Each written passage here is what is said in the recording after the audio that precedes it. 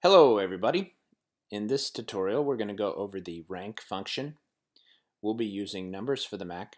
However, for the most part this should work the same in Excel and Google Sheets.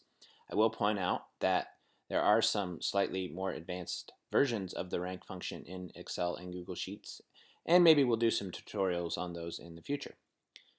So let's jump right in and show you how to use the rank function in our numbers table. We have a table of data here. We have some students and we have their grades in the class, a perfect score being 100.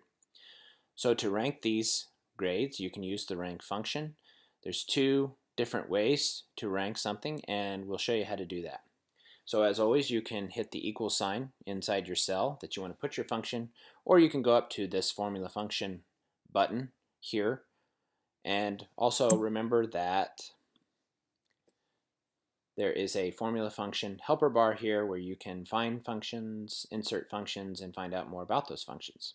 Okay, so all we have to do is type rank, and there are three input parameters for this function: the value, which will be the individual grade for each student; the value set, which will be the entire set of grades; and then this third input parameter is just a different way of displaying the rank, and we'll show you how to do that here in just a second.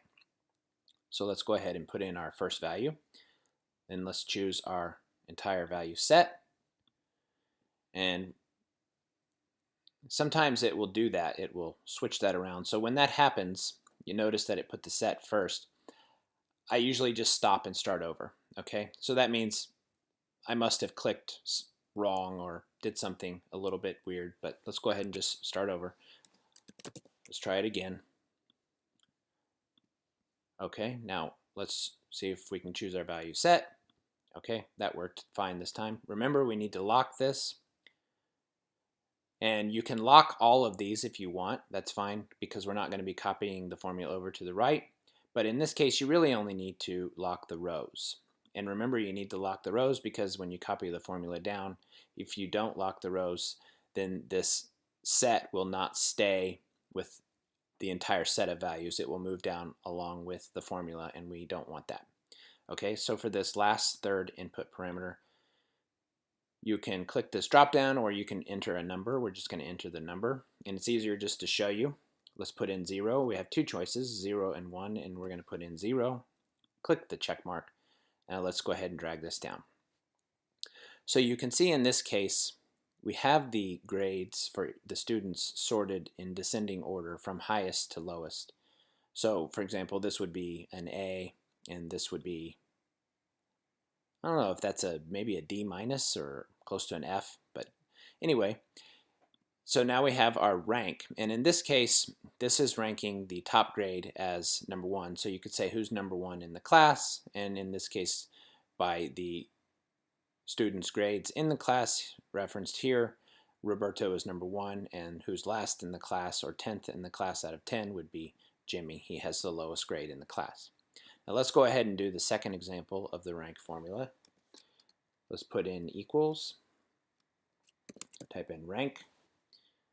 Again, we're going to choose our value, and then we choose our value set.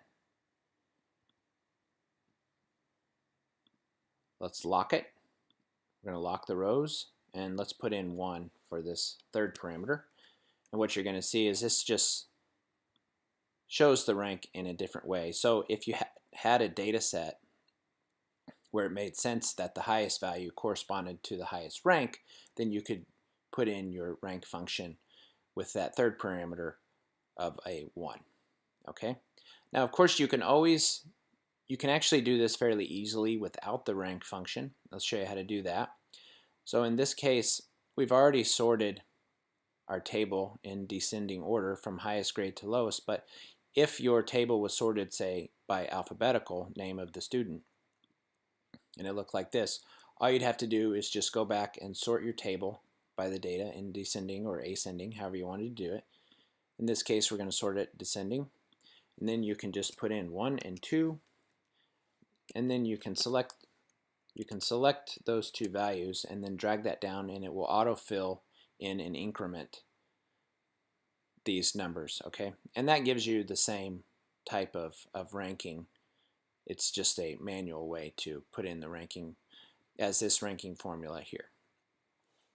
Now there's something else I want to point out, and I should probably start pointing this out maybe more often, or maybe I should do a video on it. But if you ever go to a cell and you type equals and this formula function bar does not pop up, it could be that your cell data format is set to something odd here, such as text.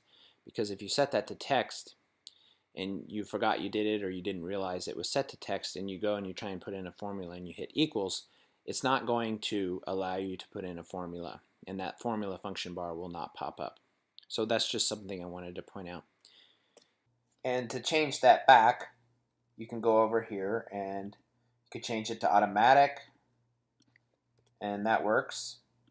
Or you could change it to number, and that works. So just make sure that the